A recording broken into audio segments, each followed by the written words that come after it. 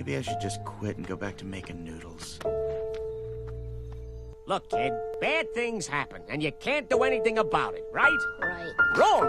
When the world turns its back on you, you turn your back on the world. When life gets you down, you know what you gotta do? I don't want to know what you gotta do. Just keep swimming, just keep swimming, just keep swimming, swimming, swimming. You gotta put your past behind you. But it still hurts. Oh, yes, the past can hurt. But the way I see it, you can either run from it or learn from it. Yesterday is history. Tomorrow is a mystery. But today is a gift. That is why it is called the present. Your story may not have such a happy beginning, but that doesn't make you who you are.